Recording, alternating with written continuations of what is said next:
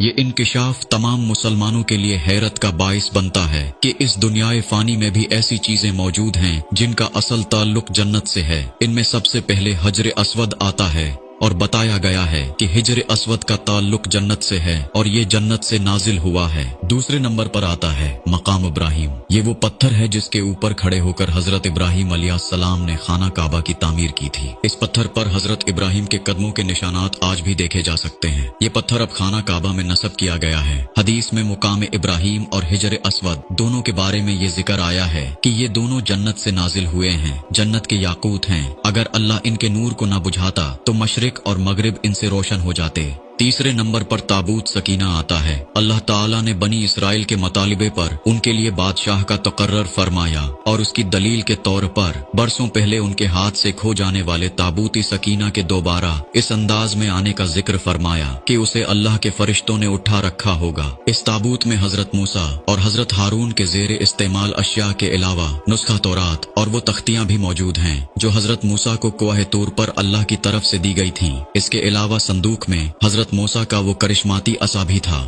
جس کا بنی اسرائیل کی زندگی پر گہرا اثر تھا۔ اس صندوق کے شاہ و خاص کا تعلق سماوی اور ملکوتی جنتوں سے ہے۔ چوتھے نمبر پر دریائے نیل، فرات، سیہون اور جیہون آتے ہیں۔ ان چاروں دریاؤں کے بارے میں احادیث میں بتایا گیا ہے کہ ان کا تعلق جنت سے ہے۔ نبی کریم صلی اللہ علیہ وسلم نے شب معراج کے موقع پر جنت میں دریائے نیل اور دریائے فرات کو دیکھا تھا۔ ان چاروں دریاؤں کا جنت سے تعلق کچھ اچنبے کی بات نہیں۔ اس کا مفہوم یہ ہو سکتا ہے کہ یہ دریا حقیقت میں تو جنت کے ہیں مگر قدرت الہی سے اس وقت یہ زمین پر بہہ رہے ہیں، مگر قیامت برپا ہونے کے بعد جنت میں رواں دواں رہیں گے۔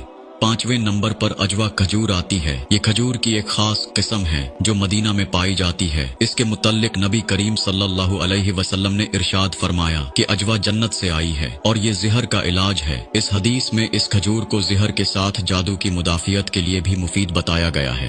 چھٹے نمبر پر ریاض الجنہ آتی ہے۔ یہ مبارک جگہ مسجد نبوی میں منبر رسول کے بائیں جانب اور آپ کے گھر کے دائیں جانب واقع ہے۔ حدیث میں اس ٹکڑے کے متعلق آپ نے فرمایا کہ میرے گھر اور منبر کے درمیان جنت کے باغیچوں میں سے ایک باغیچہ ہے، یہاں تک کہ منبر رسول بھی جنتی چیز ہے۔ آپ صلی اللہ علیہ وسلم نے اپنے منبر کے بارے میں بتایا کہ میرا منبر میرے حوض کوثر پر نصب ہوگا